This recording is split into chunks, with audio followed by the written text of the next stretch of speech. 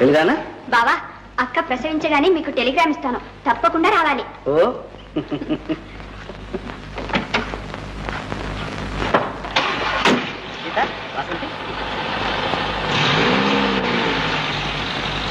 పిల్లవాడి double congratulation sir. Thanks. చాలా సంతోషం సార్. థ్యాంక్స్. సంతోషం సార్. థ్యాంక్స్ అండి.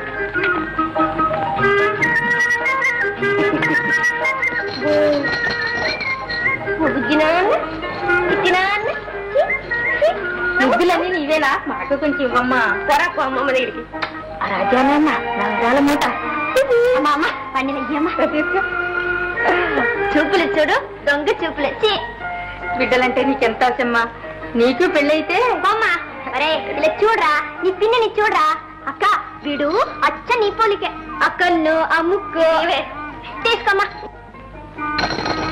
బావి దగ్గర కాలు జారి పడిపోయింది. గీతకు నిన్ను వెంటనే రమ్మనింది. Matter serious. Start immediately. గీత, నేను ఇంక బ్రతకనమ్మా. అమ్మా అమ్మా. గీత, ఓ అసంతే నీకు అప్ప చెప్తున్నా. ఇక నువ్వే దాని తల్లి.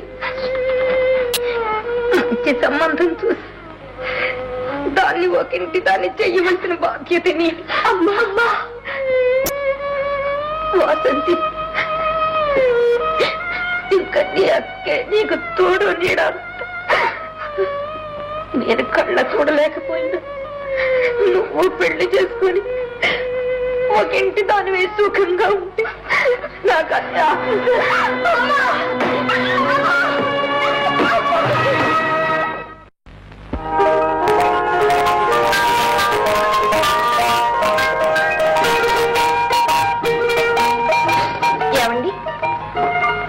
పెళ్లి సంగతి ఏమనుకున్నారు?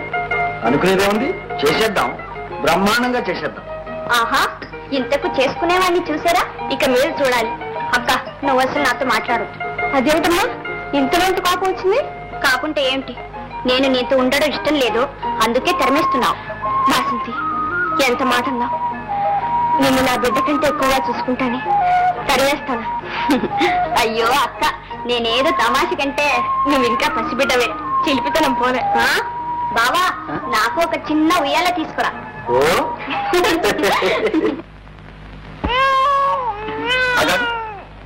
గీత, బాగా ఏడుస్తున్నట్టున్నాడు.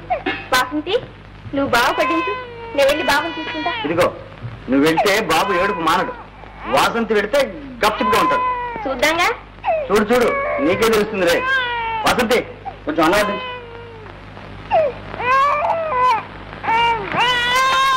ముందు బావా. ఏమిటిది? పో బావా, అక్క వడ్డిస్తే అంత తింటారు, నేను వడ్డిస్తే చాలంటారే. తర్వాత అక్క వచ్చి మీరు చిక్కిపోయారని నన్ను చెప్తుంది. వడ్డించండి. వాసంతి, వీళ్ళు నువ్వే తీసుకోమ్మా, నా మాట వినట్లేడు. రారా బాబు.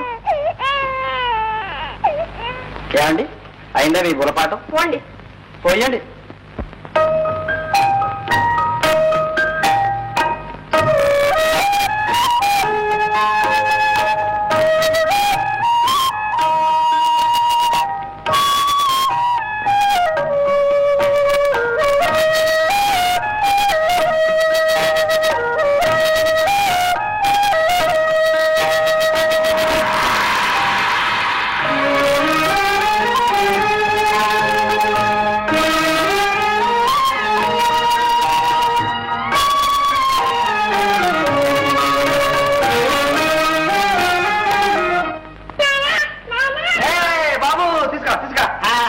ఎన్ని తీసుకొచ్చాను చూడరా. చూడు, రా. రే, నీకు పండక్కి టపాకాయలు, చుచ్చుబుడ్లు అన్ని పట్టుకొచ్చాను రా. గీత, వాసంతి. గీత, వాసంతి ఎక్కడ? అవన్నీ ఏంటి బావా? ఇదే దీపావళికి టపాకాయలు అవన్నీ, కొత్త బట్టలు,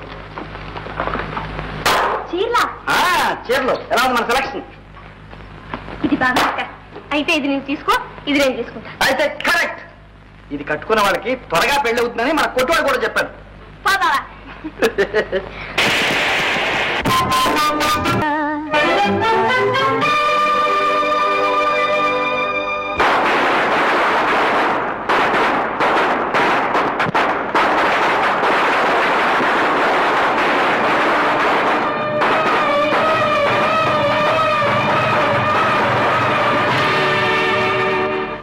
చాలా బలహీనంగా ఉంది.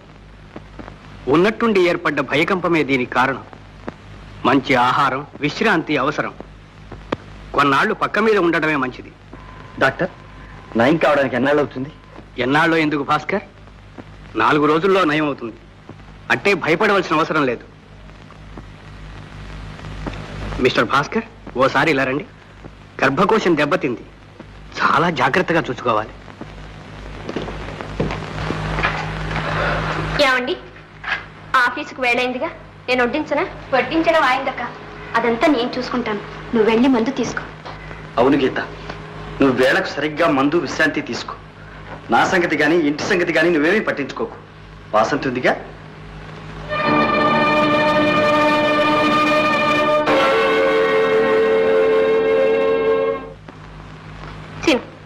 తినమ్మా, తిను. తినమ్మా, తినరా. ఈ ముద్ద తిన్నావంటే నీకు ఇన్ని బొమ్మలు కొని పెడతా.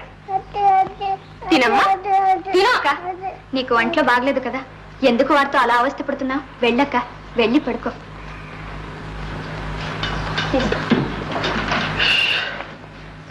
వాసంతి, ఇవాళ నాకు భోజనం అక్కర్లేదు. కొంచెం పాలు కాచిస్తే చాలు. ఇదిగో, వీడికి అన్నం పెట్టి వస్తాను బావా. నేను కాచి పెడతానండి. వద్దు గీత, నీ ఒంట్లో బాగాలేదు. నువ్వు వెళ్ళి పడుకో, వాసంతి ఇస్తుంది.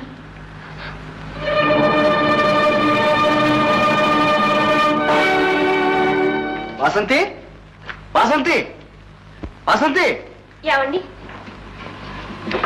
ఏం కావాలి? నాతో చెప్పండి. ఇవన్నీ చెప్పినా నీకు అర్థం కావాలి. రాత్రి 10 గంటలైంది. నువ్వు వెళ్ళి పడుకో. వాసంతి. ఏం బావా? ఆఫీస్ సూత్రాలు ఉన్నాయి, కొంచెం టైప్ చేసి పెడతావు? వాయిస్ రా. కూర్చో.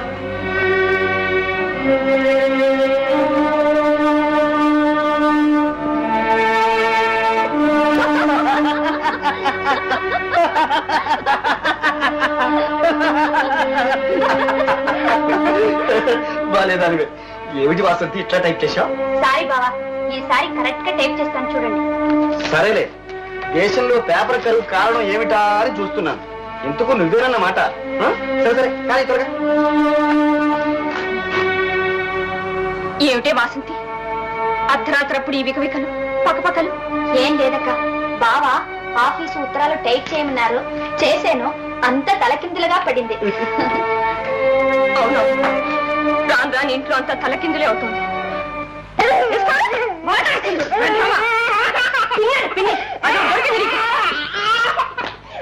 ఇంకోసారి పిన్ని నిన్న నేను లాభలే అచ్చం అబ్బపాలికి వచ్చింది. అది నా ఇంట్లో పాలు పెట్టింది. నువ్వు తల్లిని మర్చిపోయాను, పెళ్ళాన్ని మర్చిపోయాను. తెల్లనివన్నీ పాలనుకుని ఏమారిపోయాను. చదువుకున్నవారు కదా, కాస్త నీతి నిజాయితీ ఉంటుందనుకున్నాను. ఇలా దాని మైకల్లో పడి సిగ్గు లేకుండా కొంగు పట్టుకు తిరుగుతాను. కాదు, నా వల్ల కాదు. ఈ అన్యాయాన్ని భరించలేను. ఇన్నోళ్ళు నోరు మూసుకునే ఉన్నాను. మీరు దాంతో సరసల్లాపడుతుంటే చూస్తూ ఊరుకోవడానికి నేను నాటిస్తామని కాదు. పాపిస్తుందానా? అది నీ చెల్లెలి, తోబుట్టువే, పెళ్లి కాని పిల్ల. అన్యాయంగా అభాండాలు వేసి దాని జీవితాన్ని ఎందుకు నాశనం చేస్తావు? నేనా నాశనం చేసింది? చెల్లెలు కనుక చేర తీశాను, కన్న బిడ్డ కంటే ఎక్కువగా చూసుకున్నాను. కానీ అదే నా జీవితాన్ని నాశనం చేయడానికి పూనుకుంది. నాకు సవతిగా తయారైంది. నా సంతోషాన్ని మంట కలిపి నా గొంతు కోస్తోంది. నీతి అవినీతి అనే విచక్షణ లేకుండా ఇంత నీచానికి పాల్పడుతుంది. దానికి సరే మానం, మర్యాద, సిగ్గు, శరం ఏమీ లేవు. మీకన్నా ఉండక్కర్లే. నాకు ఒంట్లో బాగా లేదనే నెపంతో మీరిద్దరూ నా కళ్ళెదితే సరసాలు సాగిస్తున్నారే. మీకు ఇది న్యాయమా, ధర్మమా? రాత్రి పొగలం లేకుండా వాసంతి వాసంతి అని మీరు దాని వెనకాలే తిరుగుతుంటే ఇరుగు పొరుగు నా మొహల్లోగా ఉమ్మేస్తారు.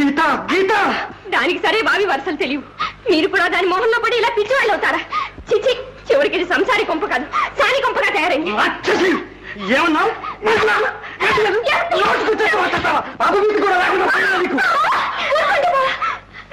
ఊరుకోండి, కొట్టండి. అది చెప్పిందని ఎందుకు ఆపుతారు? కొట్టడం తిట్టడం కూడా దాని ఇష్ట ప్రకారం జరగాల్సిందేనా? ఇంట్లో మీకు మాత్రం అధికారం కూడా లేదా? ఆపడానికి అదెవరు? కొట్టండి, చంపండి. నువ్వు ఆడదానివి కావు, రాక్షసి. బావా, నలుగురు మనల్ని చూసి నవ్విపోవాలా? వెళ్ళండి, దయచేసి వెళ్ళండి.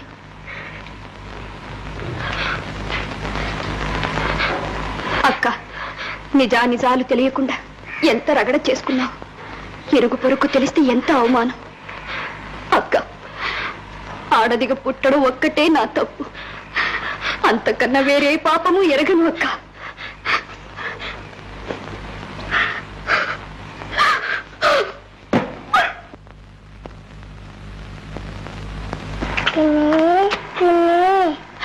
బాబు బాబు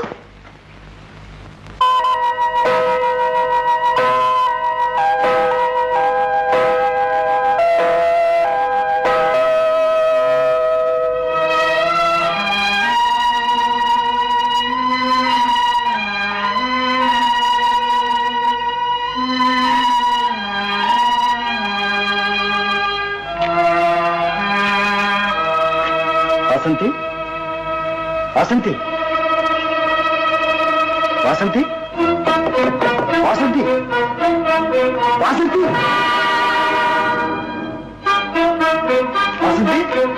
వాసంతి, వాసంతి, వాసంతి,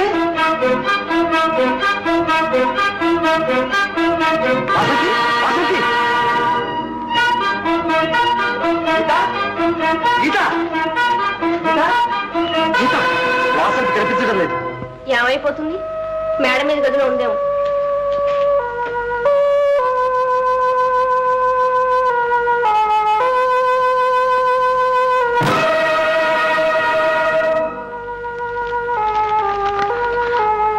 అక్క, ఎక్కువగా నేనేం రాయదలుచుకోలేదు. నీవు సంతోషంగా ఉండాలని నేను ఎప్పుడూ కోరాను. నీ జీవితం నా వల్ల నాశనం అవుతుందని నువ్వు అనుకున్నావు. నేను అది భరించలేను. అందుకే నేను ఇల్లు వదిలిపోతున్నాను. నా కోసం వెతకక్కర్లేదు. నేనే పాపం ఎరుగనని నీకేనాటికైనా తెలిస్తే చాలు. అదే నా భాగ్యం. ఏమండి, ఏమండి, ఏమండి, వాసంతి ఎక్కడికో వెళ్ళిపోయిందండి. నీ అల్పమైన అనుమానంతో మన ఇంటి మహాలక్ష్మి వెళ్ళిపోయింది. మన జీవన జ్యోతి ఆరిపోయింది. అన్యాయంగా అభాండాలు వేసి తోబుట్టువులు తరిమివేశావే. ఏమాత్రమైనా హృదయం ఉందా నీకు? నీలో మానవత్వం ఉందా? చాలండి, ఏ ద్రోహం తలపెట్టకపోతే అదెందుకు వెళ్ళిపోతుంది? అదా ద్రోహం తలపెట్టింది, అదా పాపానికి ఒడిగట్టింది. ఆ పుణ్యవతికే కళంకాన్ని ఆపాదించిన నిన్ను భగవంతుడు కూడా క్షమించడు గీత, భగవంతుడు కూడా క్షమించడు.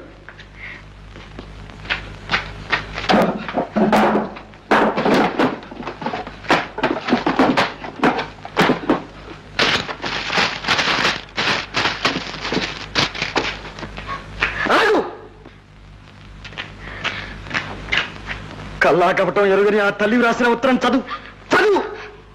ప్రతి అక్షరంలోనూ కల్మషం లేని ఆమె హృదయం కనిపిస్తుంది.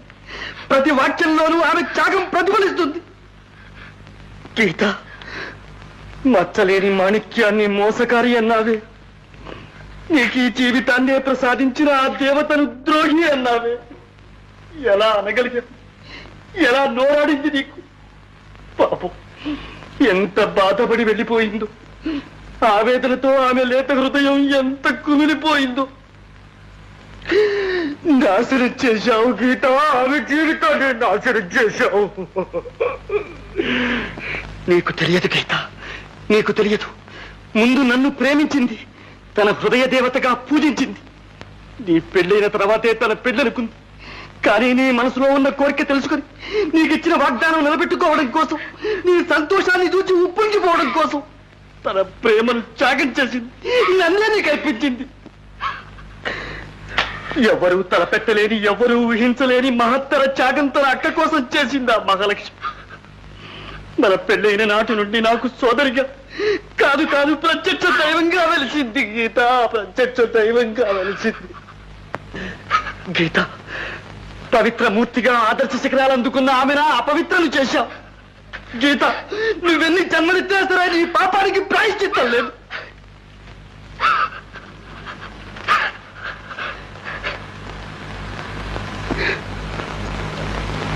వాసంతి, ఆనాడు అక్క అనురాగమే నీ జీవితాధారం అన్నావే.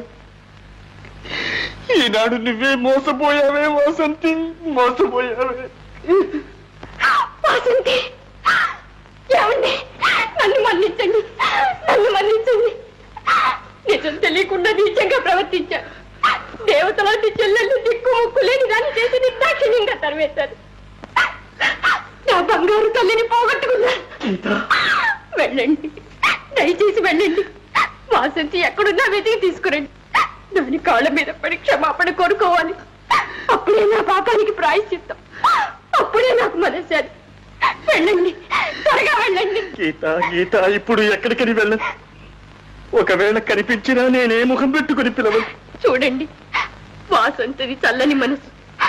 నీకోసం మీ అక్క కుమిలిపోతుందని ఒక్క మాట చెప్పండి, తప్పకుండా వస్తుంది. నా తప్పులన్నీ మన్నించి ఒక్క పరుగున వస్తుంది. వెళ్తాను గీత, వెళ్తాను.